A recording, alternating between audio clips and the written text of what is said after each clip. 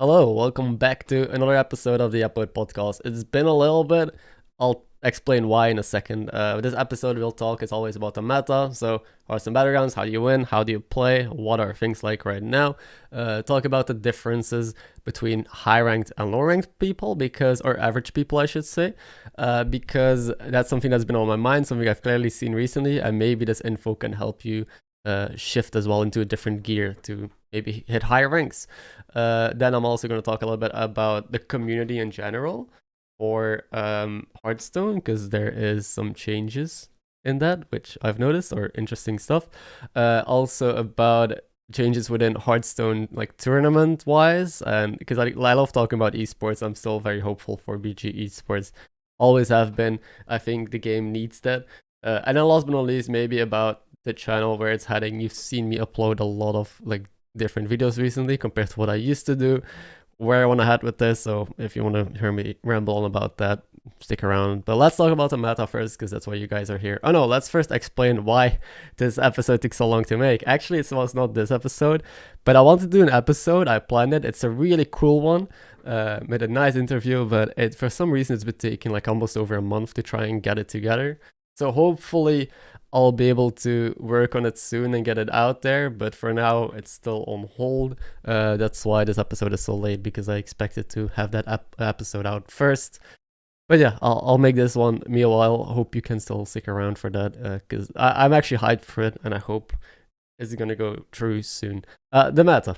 Battlegrounds, how do you win games? What is it like? A lot of people have been saying fast, like it's more tempo based, and that games last shorter than usual. Now, I don't think games necessarily last shorter, but people die relatively faster. I don't know, it's hard to say because of damage cap. I don't think the damage cap it does a lot, and I think people still die at the same pace, but you still have people dealing 15 damage really early on, and that's because tier 4 is so good. Tier 4 I'll talk about in a second, but it's also spiky. It's still about hitting a good spike into an early 6 or 5 or 4, mainly 4s now. And because spiking into 4s is now good instead of 5s and 6s, the spike comes a turn earlier, and people get stronger earlier and get a comp going earlier. So because of the shift from direction only being on 5 and 6, but going down to 4, things just move faster. So tier 4, why is it good? And tier 5 and 6 are bad. Tier 5 actually is just horrible.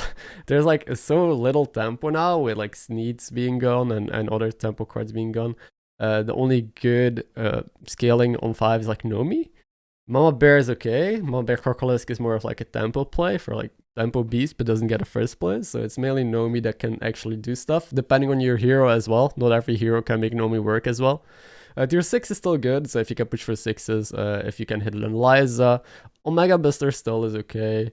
You know, that typical stuff. Firebat's the demon, so that way you can scale up a demon board. But tier 4, again, has, well, the elemental stuff, so you have like Major Domo with a Recycling Wraith, and that is enough to like scale up an entire board of elementals. And then you just triple into Master of Realities on tier 5, which is a taunt that scales for every elemental buff, and well, you can see how this snowballs. I've played a lot of tier 4 elementals, even just cards like Dazzling Lightspawn, which is also elementals, but more Nomi-like. It's basically a better early Nomi if you set up for Avenge. Yeah, let's talk about Avenge. Avenge is the main reason why tier 4 is good. Avenge is so good at the moment, because we have Acolyte, which is the Reborn Taunt on 1. You have so many ways that you can set up your board for this, that if you hit an early Avenge card, you can just milk. Milking meaning you get a lot of value out of it. You take some damage for it and you're rather weak, but you get so many cards out of either Witchwing Nest Matron, which is the 3/5 that gives you a Battle Cry for like 4 Avenges. Then you have Impatient Doomsayer, 4 Avenges, gives you a Demon. Oh no, was it 3? Maybe. You also have Tank, which just is kind of too strong right now. I feel like Tank needs a nerf.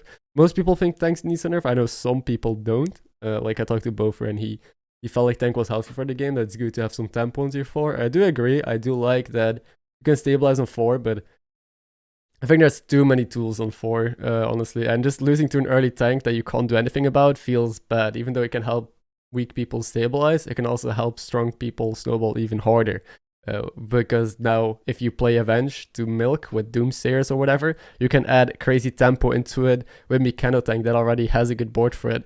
So you're combining greedy milking together with insane tempo that beats people. And that is just, yeah, it's not a healthy mix. Also, a Sneed in the game as a hero that can just put death rattles on cards. You can literally, you've seen my videos. I've played Sneed twice, and both games are so dumb. I did nothing but just find tank and play a stupid board and just like murder people, because well, it just summons so much shit, so much avenge synergy again, so much damage that you can put out. Yeah, there's some things that I would change there, but overall, I do enjoy the meta. I do think it's fun to play right now. There's a lot of cool strategies, a lot of tribes playable. So I don't really hate anything about it. You can play mechs in multiple different ways. Like you can play Deflectabots, you can play again Omega Buster on 6 as a mech board. You can play Murlocs to some degree if you're a good hero and hit a brand. Well, elementals you can play in multiple ways. Dazzling, Nomi, tier 6 elementals is actually still playable. It's worse, but it's doable. And of course Major Domo stuff. Basically most tribes are playable in multiple ways, which I like. The one thing I also don't like is the big hero difference. I feel like there's such a massive difference between getting a good hero and a bad hero right now, which again, that's meta dependent. I think previous episode I talked about how almost every hero is playable, and that's great, and that's what I think we need, like a more equal balance of heroes. But ever since the latest patch with Diablo being introduced, Diablo being really bad, and then they buffed it, and now it's in a super weird spot. It's really hit or miss. And then Sneed being too strong, Cookie apparently being way too strong, although I haven't had good luck with Cookie yet. He is very consistent. And then of course Jandas, Hooktas, Shadowwalk, I'm not gonna talk about those again. I'm not gonna keep rambling on. I feel like it's just gonna fall on deaf ears. The more I say it, the more I seem to keep getting ignored, and this advice keeps getting ignored. But it's tokens as well. Tokens are, I think, the big thing that needs to change. Most of the strong heroes are strong because of tokens. Like Janus, Hooktas, Shudder, all of those heroes wouldn't be strong with tokens. Or at least, like Salamental token is okay, because that doesn't work with most of those. But Tabbycat and Alleycat, and mainly, this is a point that Minder also brought up. If you don't know Minder, he's a great player. That mainly the Tide Hunter is the issue, because Alleycat is okay. It's 2 1-1s. You lose almost every fight if you are gonna have 1-1s on the board, right? But the Murloc has too much like value, because Murlocs, if you drop into 5 and hit Begurgle, Brand, it can stay on the board. It's a 2-1, so it can trade with stuff like Acolyte of Cthulhu instead of a 1-1, which is actually a big difference. You don't even lose out on tempo. It's like a legit 1-drop. Yeah, I think they just need to rework that token to a different kind of token. Like Swabby, I do like the idea. It's technically a token because it also saves 1 gold. If your definition of a token is you gain 1 gold in some way or the other, there's many creative ways that you can change these cards.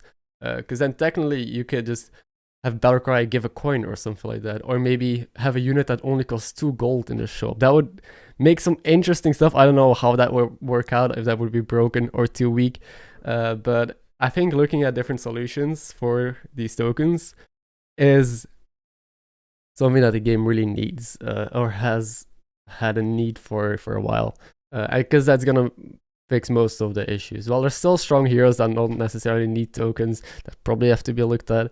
I think what needs to be done as well, and that's a comment that I've seen on my videos as well, is that weak heroes need to be buffed. There's so many shitty heroes in the game that no one takes and that don't really get buffed, and they just keep underperforming. Yesterday I streamed, I had 2 good heroes, I think, and both times I got first.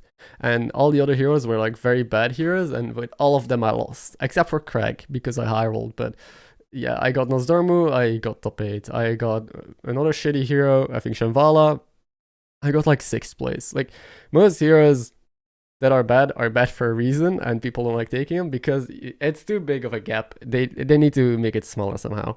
So in short, the meta, how you have to play is 4 is amazing, tier 4, and 6 don't try and triple into 5s unless you can't otherwise, or unless you're Janus, because Brand is still good, but Gurgle is good, Mama Bear, you can go for 5s in that case. Try to spike, like tier 2 curve sucks. Like right now the basic curve, which everyone learns, is one of the worst curves, which is just leveling on turn 2 and then staying on tier 2 for a little bit, because tier 2 sucks. Let's be real. You rather power level to 3 to hit the Deflectable, the Terragosa, the whatever, the elemental stuff, like tier 3 is so much better. And tier 1, the 1-drops are almost as good as some 2-drops. They're easier to find, easier to triple. So why not stay on 1 and instead of wasting your gold leveling and taking 2-drops? And just farm triples that way. And well, so I would say learn the different curves. I do have a video about leveling curves from some time ago, but they're still accurate because leveling doesn't really change. So yeah, that's what I would say. Fast, spiky, stay down, look for triples or power level, get strong, stay tier 4, milk, get a bunch of battle cries or whatever, bunch of cards, bunch of triples, then level, and pick good heroes. Simple as that. So I do enjoy the meta though. Again, lots of playable stuff. Every game is different. I just wish that there was a better balance in power level. But of course, that's just a balance issue that can easily be fixed with a patch. So things are looking up. Now, I want to talk about the difference between, I think, average players and really high elo or high MMR players.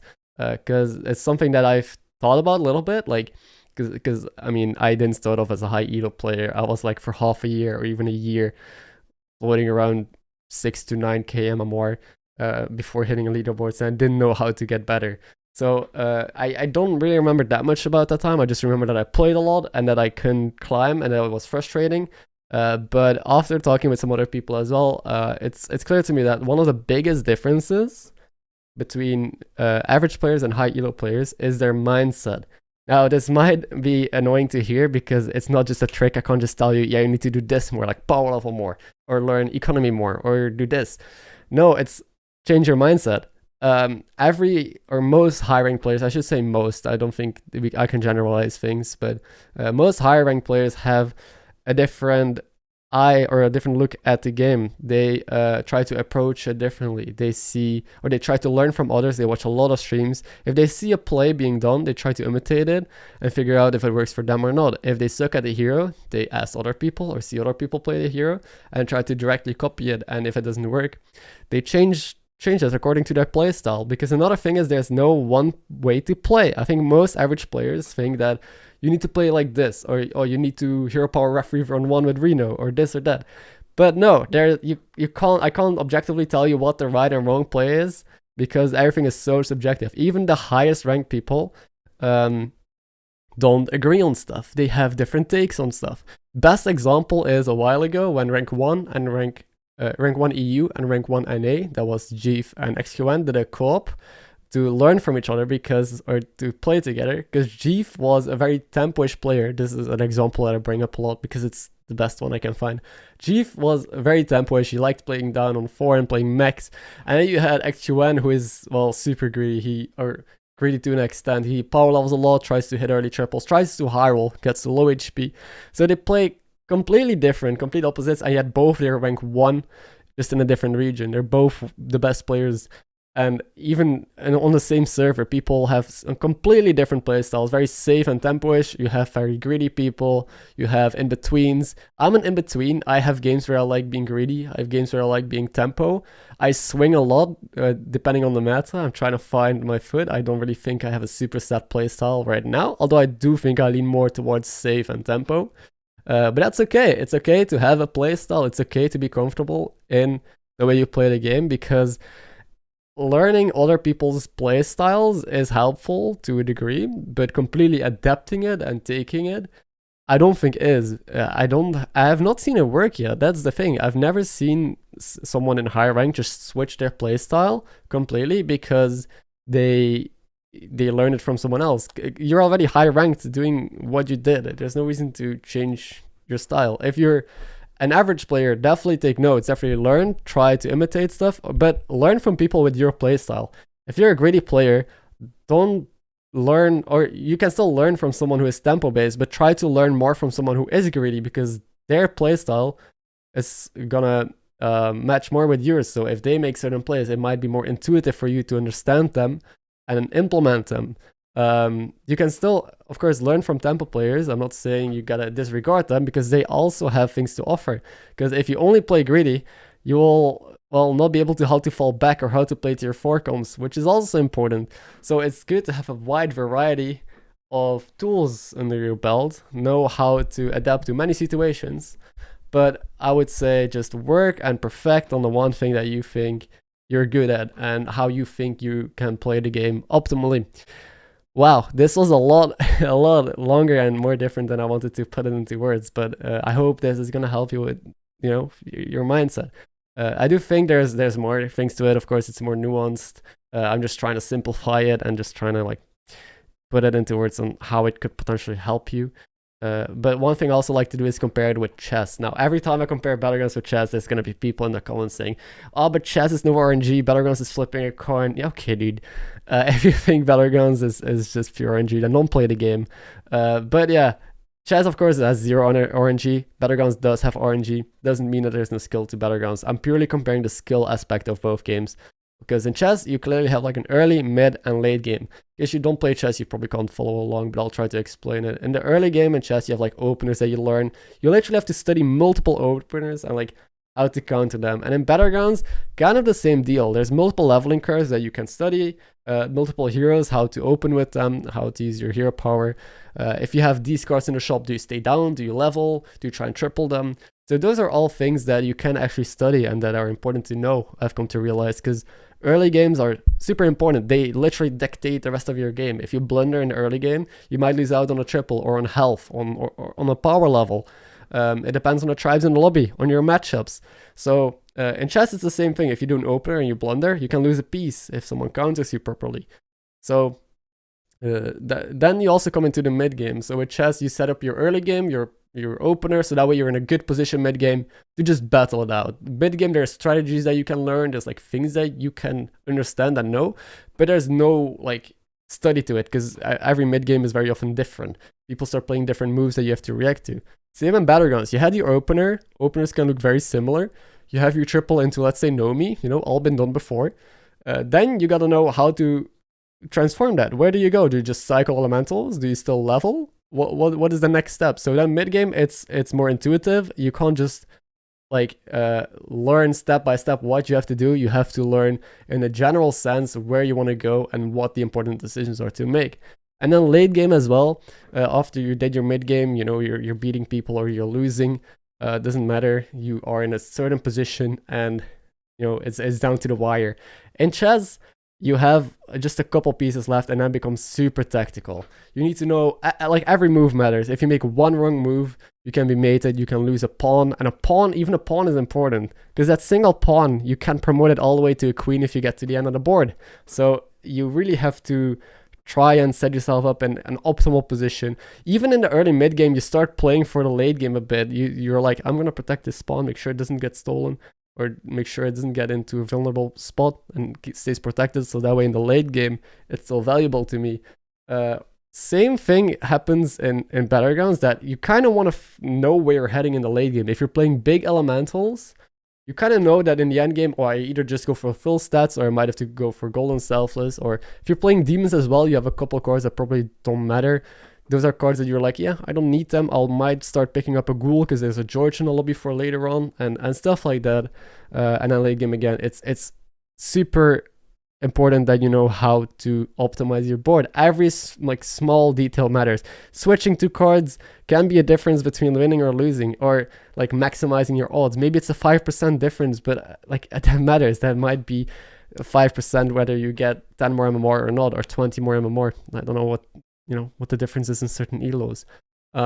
But generally speaking, yeah, it is really tactical, and those are things you can learn as well. An endgame you can also really just study upon, because there are certain endgames that reoccur. Same in Battlegrounds, like matchups. If you're elementals versus dragons, what do you do? If you're big demons versus mechs, what do you do? So those are all things that you can learn as well. So endgame, so yeah, the endgame and the early game are things you can study upon, and mid game is more intuitive. Whew. Was that a good comparison? I hope so, because, well, I think it is. If it's not, let me know. Let me know what you think about all of this. Again, I feel like this podcast episode is just me, where I get to ramble about Battlegrounds and say what's on my mind. But try to stay objective, of course. I don't just want to make this stupid. I want people to learn from this. I want people to be informed by what's going on in Battlegrounds and try and get better, because that's the entire point of this show and of this channel. Next up, tournaments, esports. So I've been very grim about Battlegrounds before. or Hearthstone in general, I've been very critical of the future, of where things are heading, and I wanted to quit multiple times. But now is, I think, the most hopeful time ever. This is the most hopeful I've ever been for the game. So I hope that this is not going to be a letdown. I hope that in a couple months from now, I can actually say, okay, the game is better. I'm happy again. I want to keep playing, instead of just, well, ditch it and go somewhere else, because, well, I'm getting really close to that sometimes. Because there's more tournaments, like there was a Twitch Rivals tournament, there's a big Hearthstone Globals happening this week, maybe even tomorrow or today. There's a new Twitch Rivals happening soon, which I might play in. There's a lot of tournaments being held and a lot more activity being going on in, well, PGs, so that is hopeful. And also we got a new community manager, which is massive, and more people joining the team. And, well, community manager, the reason why I say it's massive is because it's Alkali. If you don't know her, she's been a massive part of the community anyway, so it's good to see someone who actually was a streamer and part of Hearthstone and knows all the creators now being in such a position.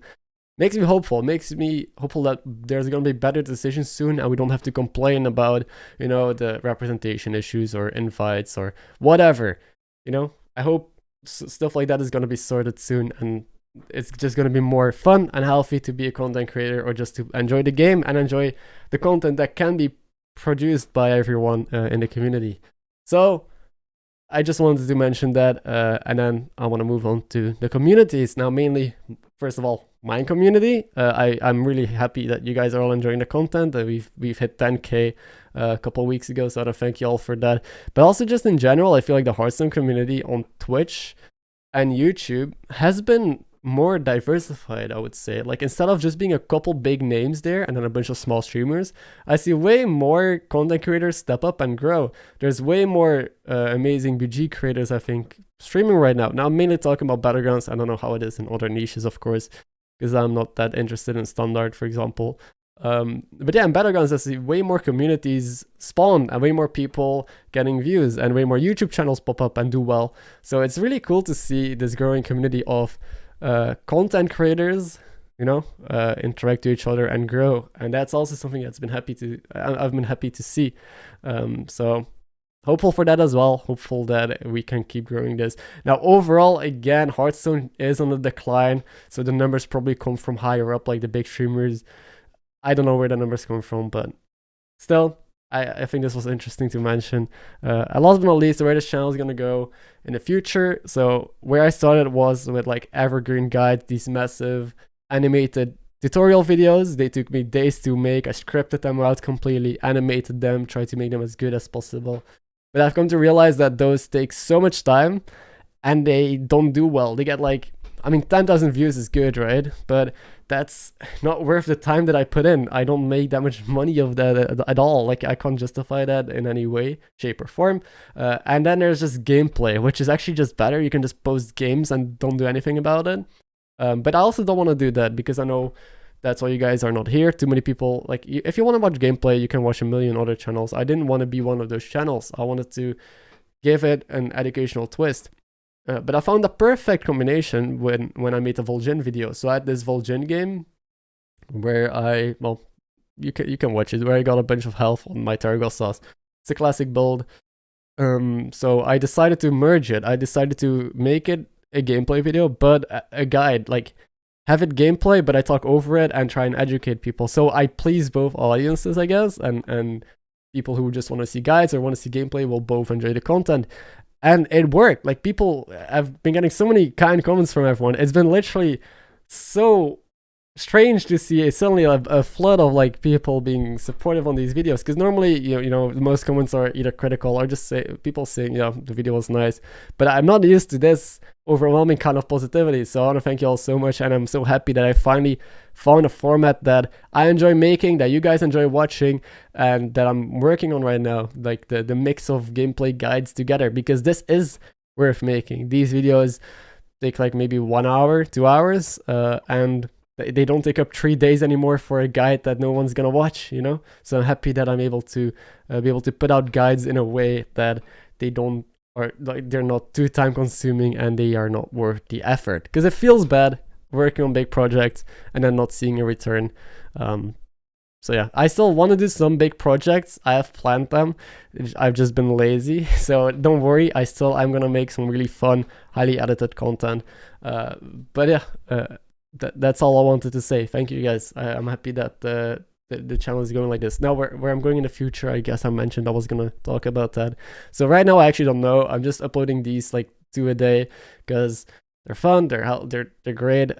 But in the future, I don't know.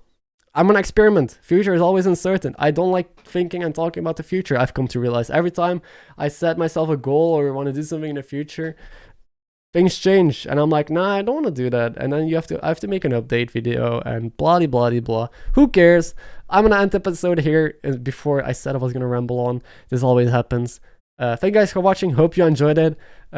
Hopefully a cool YepBoat episode gonna drop soon again.